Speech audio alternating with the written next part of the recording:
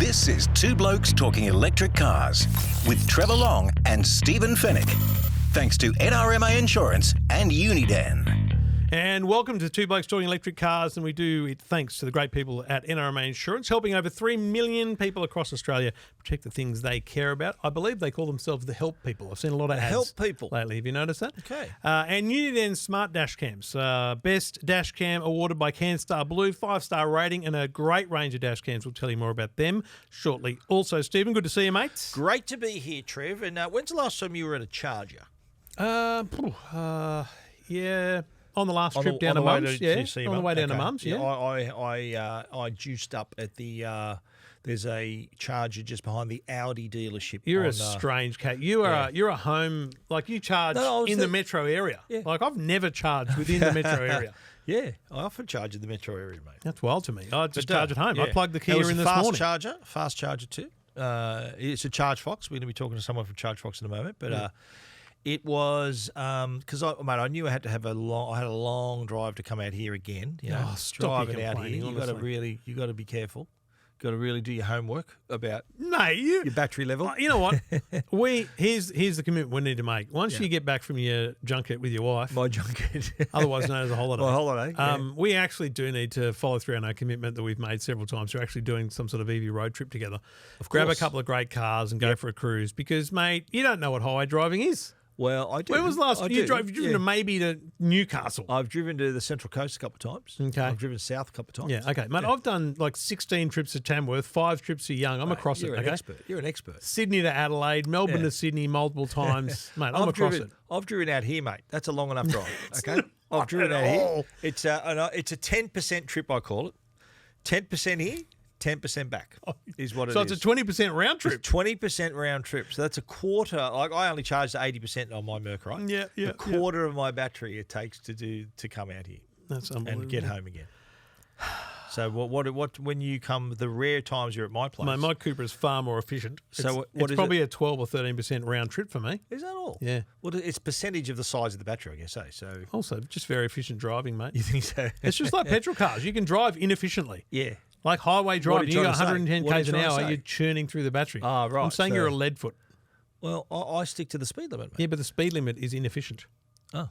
Yes. Efficient would be to drive. For an EV? Yeah, if you drove 90 on the M2, it's probably, I reckon it'd be a 16% trip. Interesting. Trip. But it'd take me longer to get here, wouldn't it? Anyway. It'd take me longer to get here.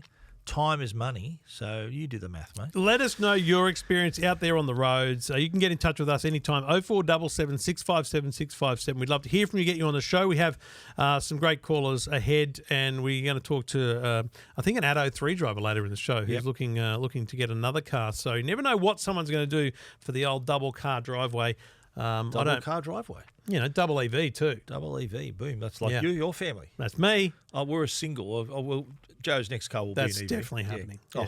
Doing very well. No doubt in the world. But there is a big increase in electric vehicle sales, and that does tend to create a point of congestion potentially at a charging network. And essentially it's a storyline out there. People are worried about how there's not enough chargers to keep up with the increased demand on electric vehicles. But, you know, there are a lot of chargers out there, and someone that would know that better than pretty much anyone else in the market. We've spoken to other charging networks before, but Nick Wodzinski is the head of product at Chargefox, and Chargefox have a lot of chargers. But let's find out how well they're doing, Stephen, because Nick's on the line. G'day, Nick. How you doing? Hey, guys. Doing very well. Thanks for having me. So, mate, hit us with a number. How many Chargefox chargers are there out there? Well, right now we've got, depending on how you want to measure it, I'll go on plug, so a physical plug that you can put into a car and get a charge. Out in public, we're tracking around that, 1,700 to 2,000 number. Some of those are behind fences, so it depends how you count it. And then we also do about the same number behind the fence. So think about at businesses with fleets in residential apartments, so on. Yeah, right. And so, because there's this perception that the charging infrastructure is not keeping up with the rise in vehicle sales. That is just not true, is it? I mean, I don't think that's true, globally.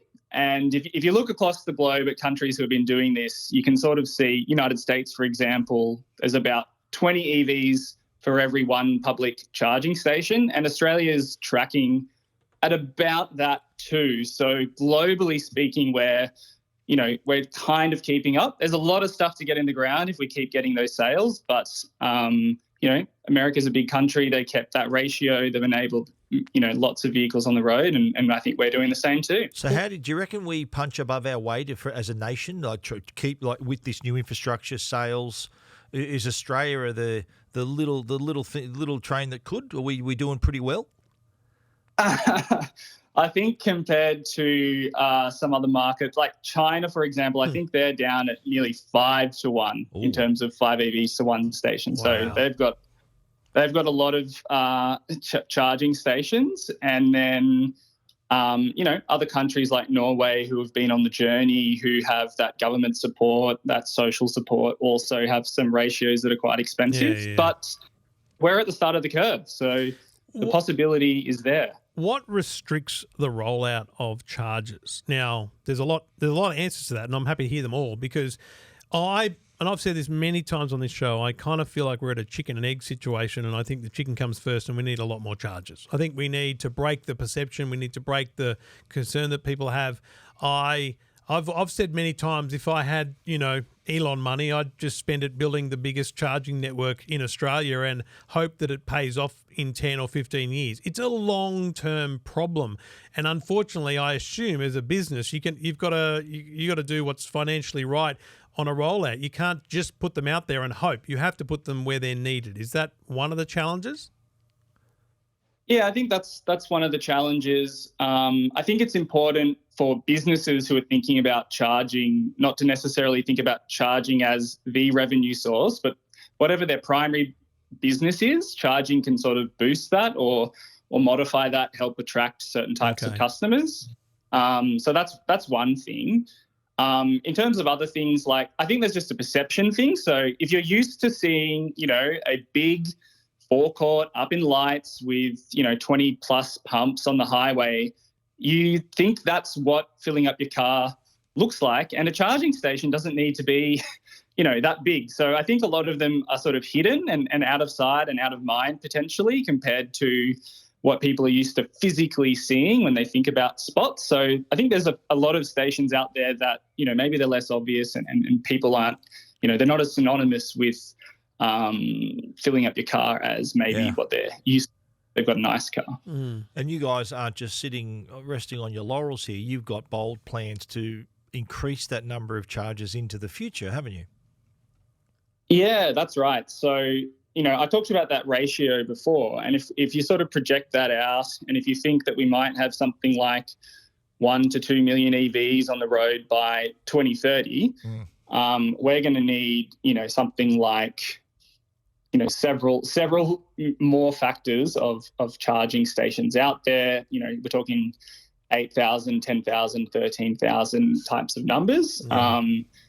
And there are many businesses who are, aggressively rolling out. We work a lot with the motoring clubs in each of the states and NRMA nationally who, they're membership organisations. They're not necessarily profit motivated, and they are happy to expend capital on things that make their members do mobility more safely. And that includes today EV charging options, whether that's on highways or at their resorts, caravan parks and so on. And so there's a lot of people who are, getting the hard work done of planning approvals, DNSP connections, so on and so forth to get those stations in the ground. That leads me to my next question. You mentioned caravan parks in various areas. Who decides where?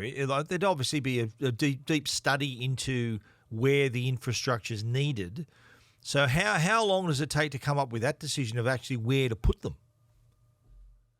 Yeah, it varies. It depends on a number of factors, like what the infrastructure is like, in the area that you're trying to put the station. Yep.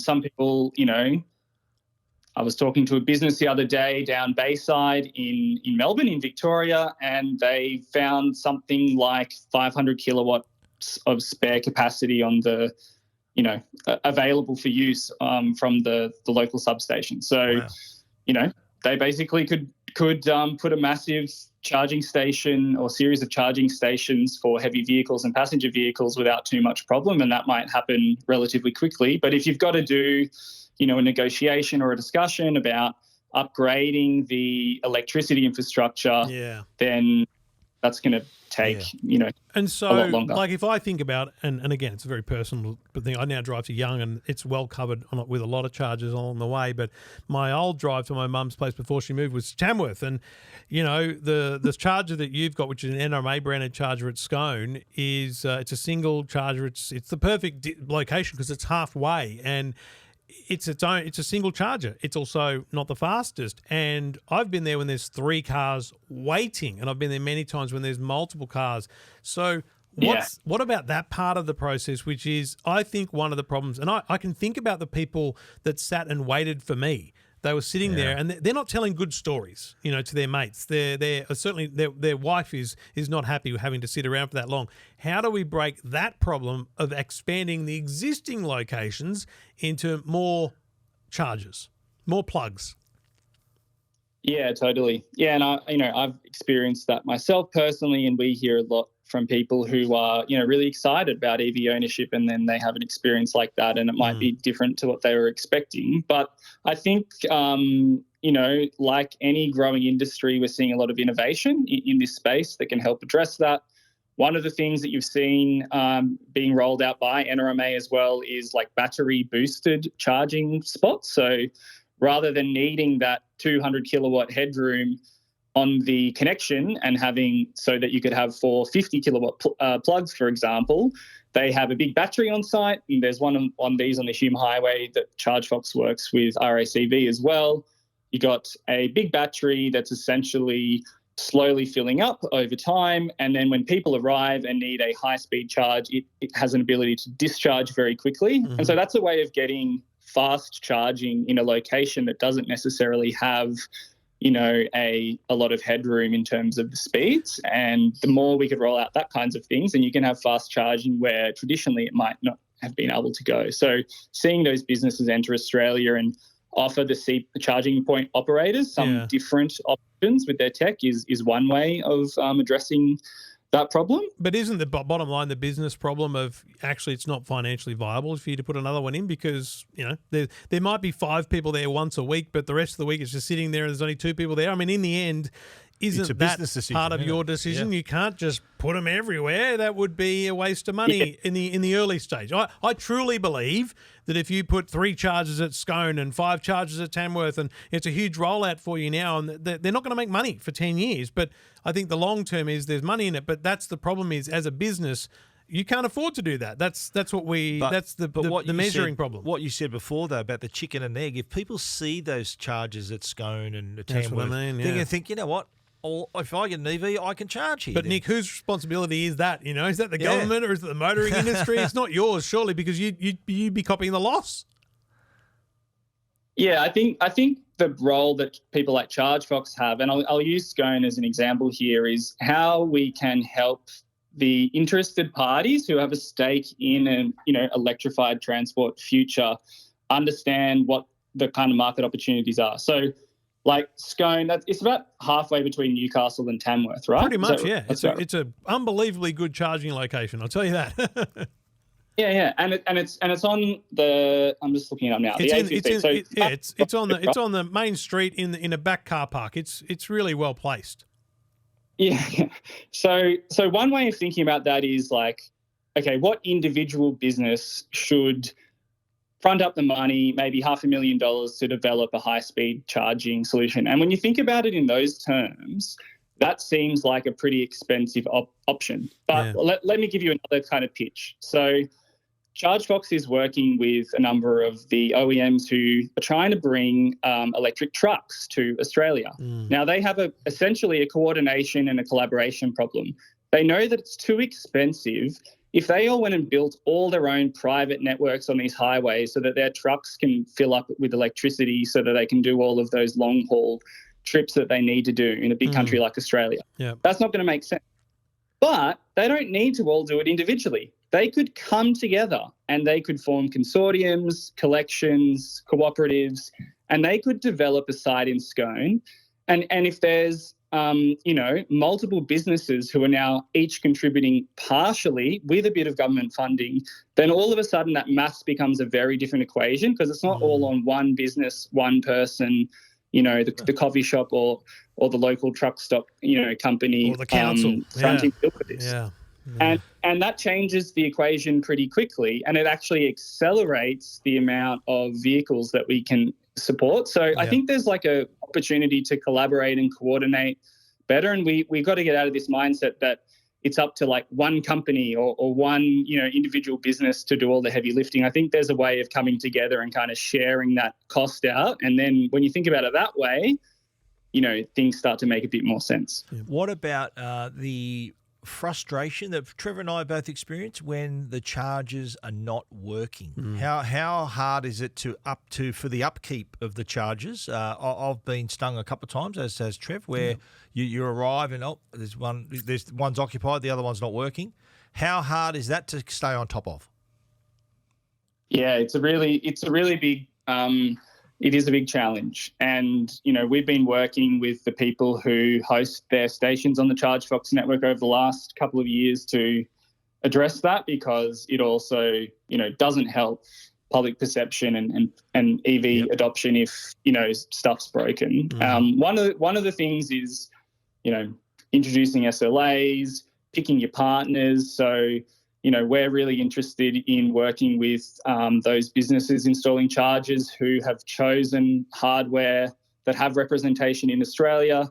They've made commitments to holding minimum stock in country and in all states where there are chargers. So it's all about, speeding up the responsiveness if something does go wrong, the right supply network, the right subcontractor network are all there, geared up, ready to go, and you're not having to order a part from Europe or America that's going to take, multiple weeks to get here, then find someone to go and fix it. So that's one part of it, is just the industry maturing and those relationships forming, and I guess people, the whole supply chain getting their act together with respect to responsiveness. And then the other thing is just that the tech is getting better, and a lot of the charging stations that are responsible for those not ideal experiences, I think, I'll use some language from some of the motoring clubs. They're first generation charging stations, and they designed and built at a time when utilization was a bit lower. So new ones are more reliable. Yeah, they're better, they're faster, and they're actually more reliable too. Yeah. So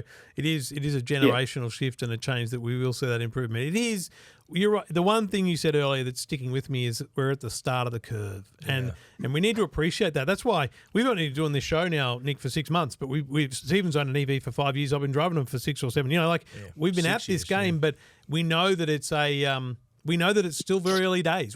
Sometimes I think, Nick, we all live in a bubble where whether you're an EV owner or you're in the industry, you lose sight of the fact that there is so much still to do, so much education still to come, and we've got an opportunity to win this race in a positive, progressive way, and we just need to make sure that everyone's on board and it's done right for the consumer, because in the end, I think that's the most important thing, Nick, is the end consumer, and it feels like you've got that in mind, and it feels like you've got the network scale and the plans to continue that scale to meet those needs and those concerns of people. So, mate, fascinating stuff. We could talk for hours. We probably will talk again in the future, because we could pick your brain, and I'm sure you've got things to talk about and announce as well. So we'd love to stay in touch, and we appreciate your time today.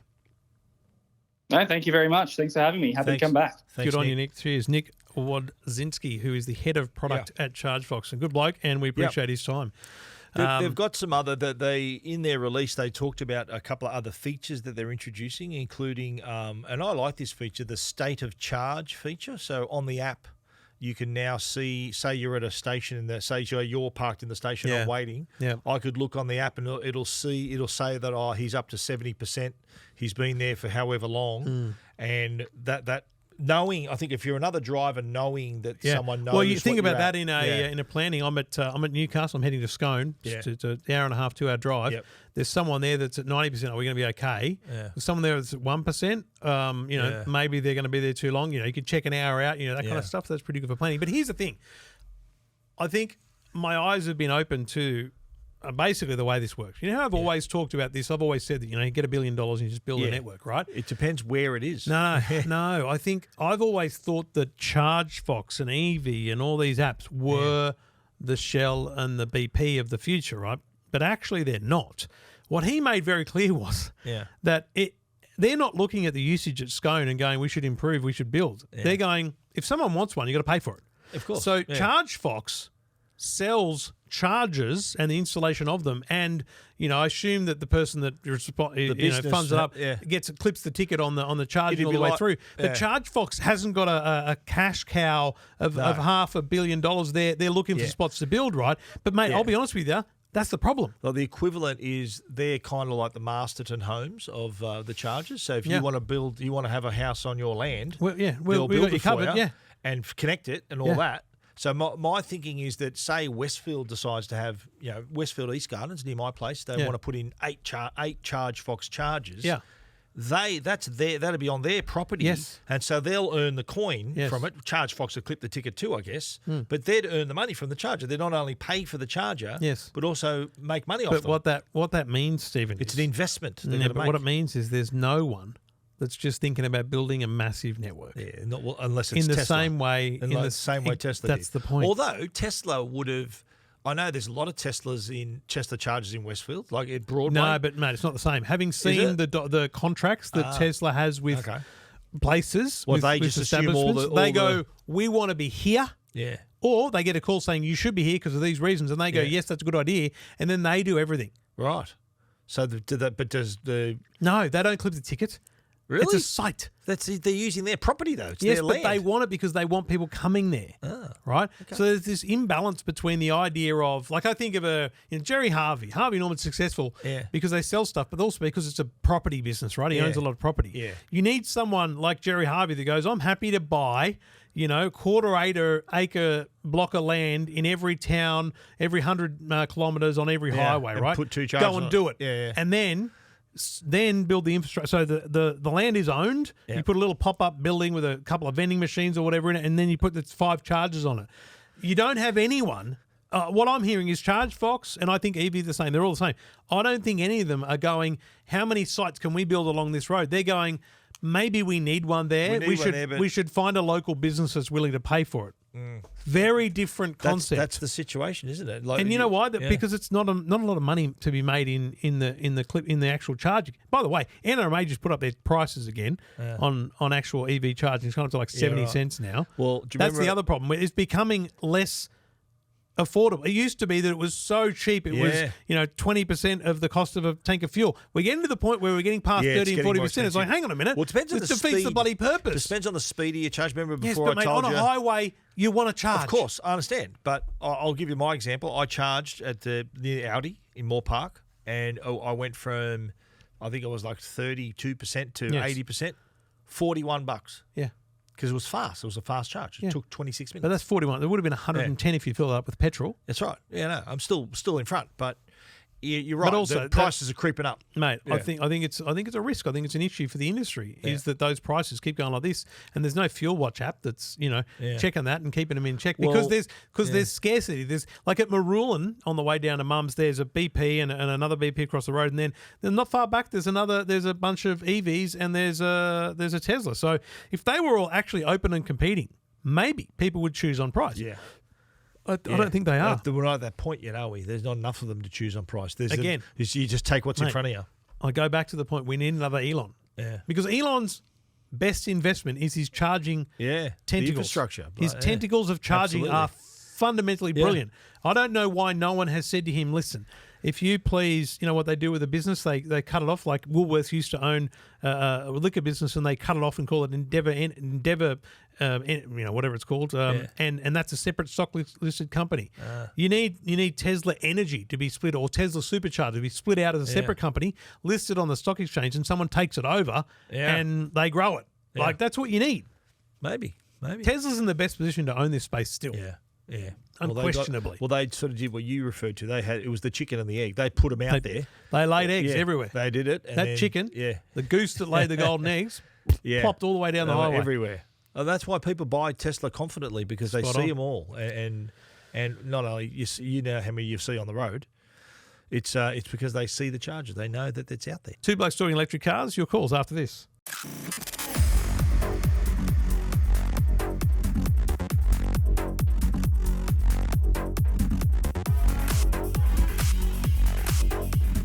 I'm really vibing that one, but it ends too soon. Yeah, it needs to I feel like I fade play out. that one way too much. Yeah, that's our Maybe I'm instinctively going for that color, that button or that color.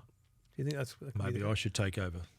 That's not going to happen. Two Blokes Talking Electric Cars. Thanks to NRMA Insurance and Uniden Smart Dash Cams. We appreciate their support and some cool products which you hear about throughout the show. 0477 657 657 if you want to get in touch.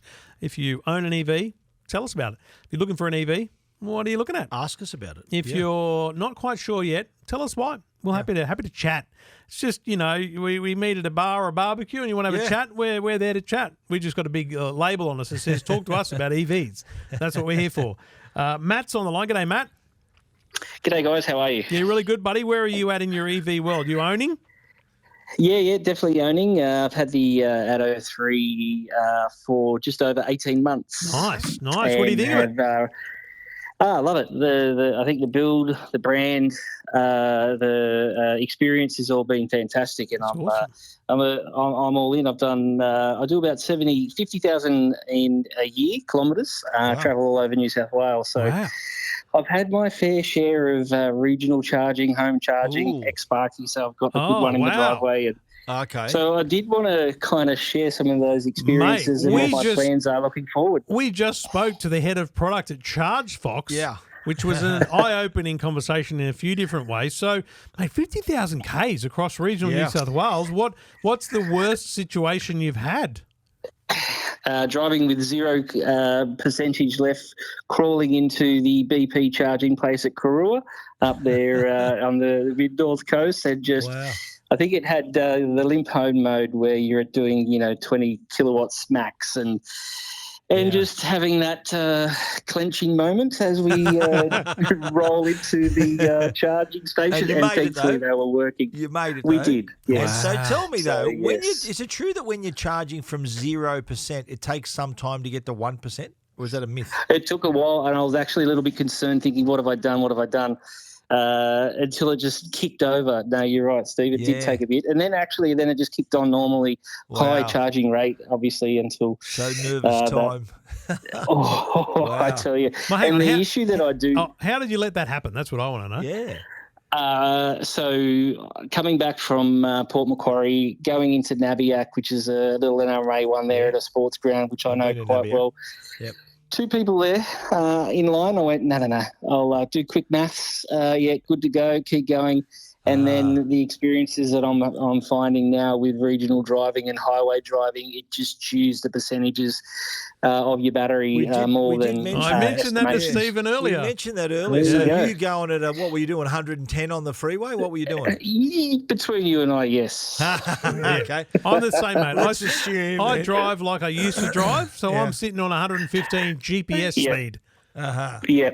Exactly right. So I think today's call is there to show us some experience on those regional trips and the consumption of battery, hot, cold, major differences, and what my plans are with the new car. We do a novated lease, so the wife's car is a little Kia Cerato GT petrol, so we're moving that into the next lease, which I'll get, and it's the hybrid for me because regional driving is just not good for electric vehicles through consumption of the battery, like I mentioned, and obviously the charging out in the sticks, as I call it, is hit and miss in terms of will it work and is there going to be other people there, and not everyone uses plug share, and it's you log into the individual apps and you can kind of see and I'm trying to get to the next client or the next contractor that I use to meet, and it's just I'm going to be late.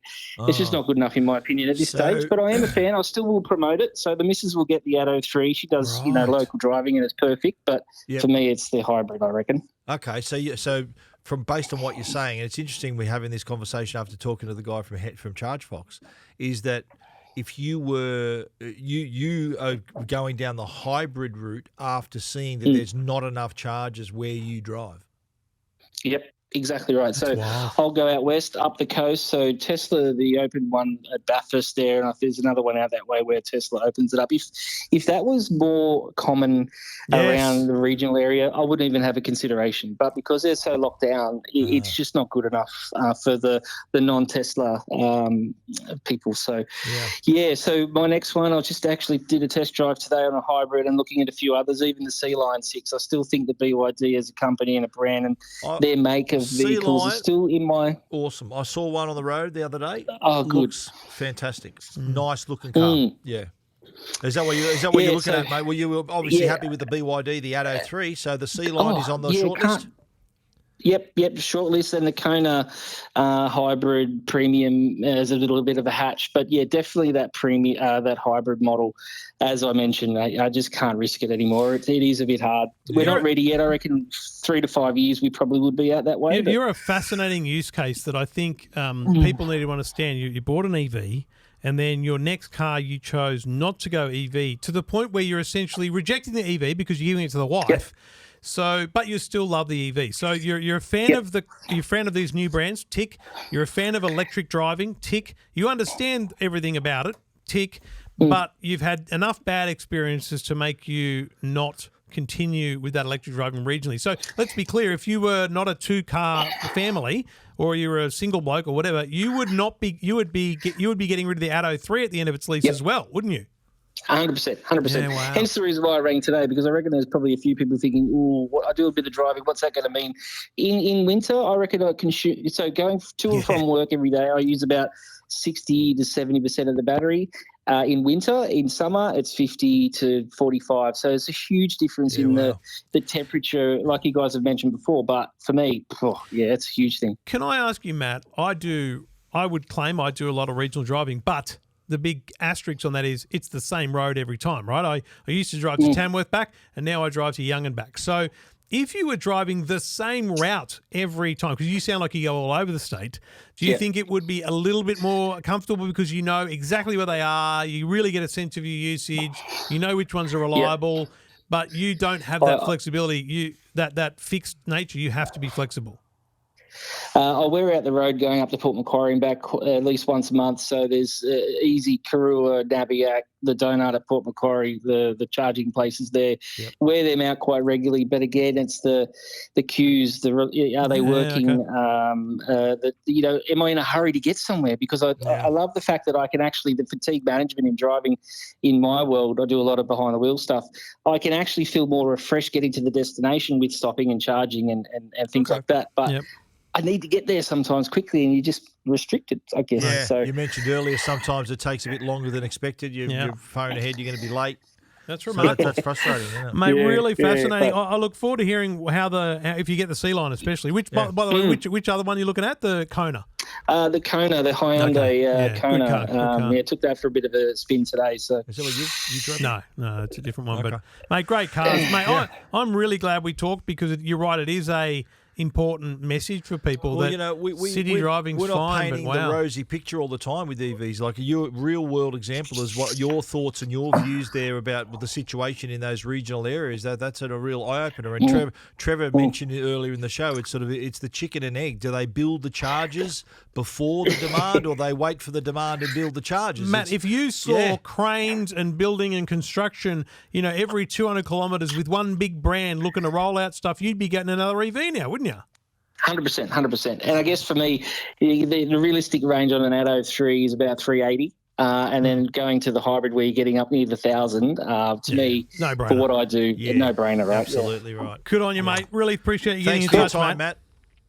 No, good to talk to you. Thanks, mate. Really, really good. I mean, that's fascinating. Yeah, mate, that's real world example of the situation. Like not everyone lives in the car. City. Yeah, loves having an EV. What a shame. Yeah, but he's essentially getting rid of it, giving it to the wife. Well, yeah, exactly right. But look, where the charges are located, I'm sorry. Part of our conversation This episode has opened my eyes to the problem, which is there's no one. Forget Tesla for a minute because you take them off the map. Yeah.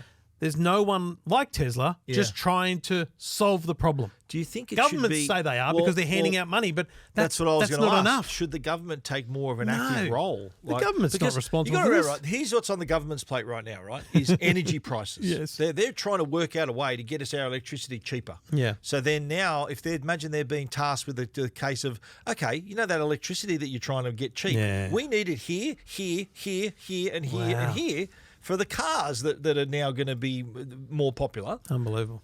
We're at a crossroads here, I think. I think we are. You know, it's going to come a time where people are going to either stop buying EVs because they're thinking, well, where am I going to charge it? It will plateau out. We'll reach that broad early demand and it will plateau out. Well, I think we're sort of coming up to that point. We've had the hockey stick now. It's going to maybe flatten out a touch. What's the other part of the hockey stick? I don't know, the head of it? The head of the hockey stick? Plateau? Or the head? You know, the curvy bit that goes that way. This is the point. We're not here to just say it's all rosy. So if you've got a bad experience, you want to share. Because that's the thing here. I think the learning here is great for everyone. And there's people listening there who go, oh, well, I'm not buying an EV. You can't learn from a secret. Just like we say, you can't sell a secret. Yeah. If we want to hear from you. Definitely. If you want to tell us how, similar to what Matt's done, you've had a bad experience and you're going backwards to a hybrid or even a petrol car, we want to hear from you to know why, where you are, and that could maybe, you never know, that could spark an idea and get the wheels turning in another direction. Who knows? 0477 657 657. Get in touch. Let us know what's going on with you in the EV world. Stephen, good to see you, mate. We'll be back again next week with another episode of Two Blokes Talking Electric Cars. I'll see you then. See you then. This is Two Blokes. Edit. That's not a sting.